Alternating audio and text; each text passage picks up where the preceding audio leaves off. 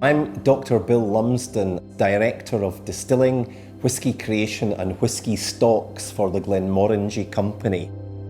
I'm responsible for the whisky liquid that ends up in our bottles. I've always known about whisky because my mother, my father, my grandparents, everyone in my family always enjoyed whisky. But it wasn't actually until I was 24 years old and I tasted single malt Scotch whisky for the very first time. It was Glenmorangie 10-year-old and I instantly fell in love with it.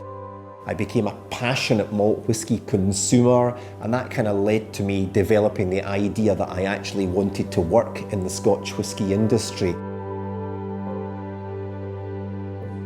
My first job was with the distillers company, Diageo as it's known now, and I had a wonderful 10 years apprenticeship. But eventually, destiny came calling and the job of Glenmorangie distillery manager was advertised.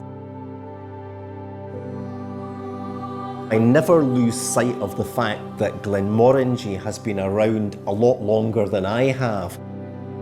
So our flagship expressions, the 10-year-old and the 18-year-old, I really try not to change them too much. I've slightly tweaked the flavour profile and slightly improved them. I've always had a good nose and palate. I've always thought very colourfully about flavour. It's much more of an intuitive, artistic thing in terms of creating whiskies. I absolutely do not constrain myself in any way in terms of the experiments I might try. Eventually, the experiments have to be legal so we can still call it Scotch whisky, but most importantly, it has to generate a nice flavour. We have two whiskies in the portfolio. We have Glenmorangie, which is renowned for its delicacy and finesse, and we have Ardbeg, which is renowned for its smoky, peaty intensity. And when I'm working in these whiskies, if I move from Glenmorangie to Ardbeg, it's almost like I take my head off and put a completely different head on because they are so different in character.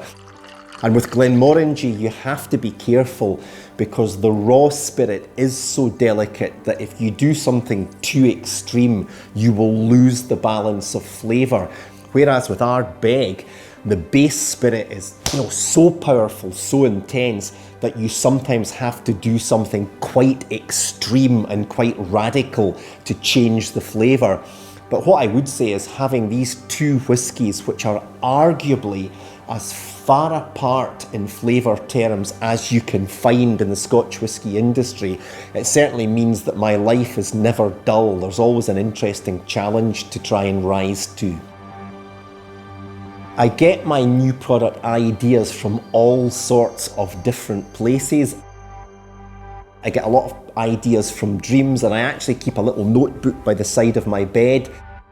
I get sparks of ideas just from conversations with people. I'm a passionate consumer and collector of wine, so I get inspiration from some of my favourite vineyards throughout the world. It might just be from me re-examining the whisky production process. I never ever let anyone say no to me. If I think it's a good idea, we're going to try it.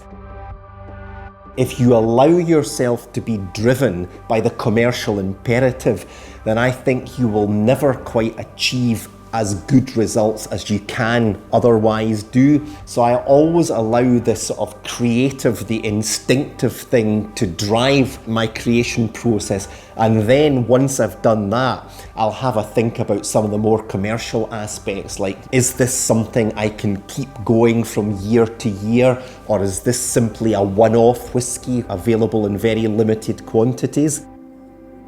As a director of the company, obviously the strategic commercial imperative has to be thought of, but it's certainly, from my perspective, never the primary thought. It's always about the creative part, about the actual taste and quality of the whisky. We're just about to launch, we're calling this a tale of cake. And this whisky actually has quite an interesting history to it, because I actually had carried out an experiment using Hungarian Tokaj sweet wine casks many years ago, long before anyone else in the Scotch whisky industry had thought about it. I'm happy to admit I took my eye off the ball and I left the mature whisky in the Tokaj cask for far too long, and it wasn't what I was looking for at all. That always rankled with me. It was a thorn in my side for many, many years. And about 5 years ago, I decided I was going to try this again and actually get it right this time. I was able, through an old contact from Moet Hennessy, to get a supply of top quality Royal Tokaj barrels. And I finished my Glenmorangie whisky, and it had all these lovely cake-like dessert flavours. The taste was just perfection.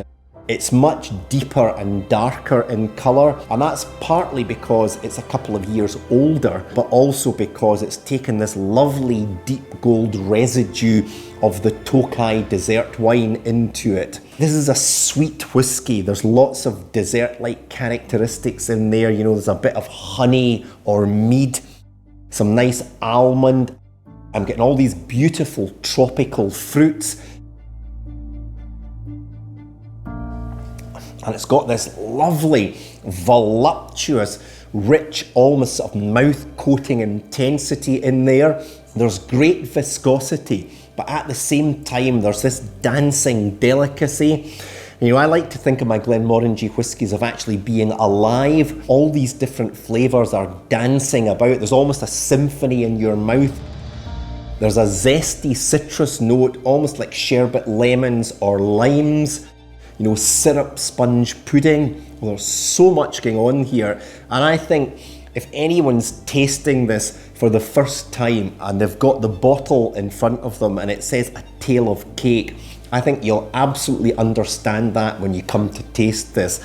So this is possibly one of the most delicious dessert-like whiskies we've ever created in the Glenmorangie company. With every single release I've been responsible for, there is an element of my personality and, if you like, a bit of joy, a bit of passion in the bottle. And of course, with Glenmorangie, a tale of cake, we've actually tried to take that to the next level and to play on the joyous, delicious aspect of actually eating cake. When you drink single malt Scotch whisky, it should be a joyous experience. You should love to taste all of the flavours. Whisky is a serious business, and there's a lot of technical know-how and skill and care goes into it. At the end of the day, I would say fun and joy are the two most important things.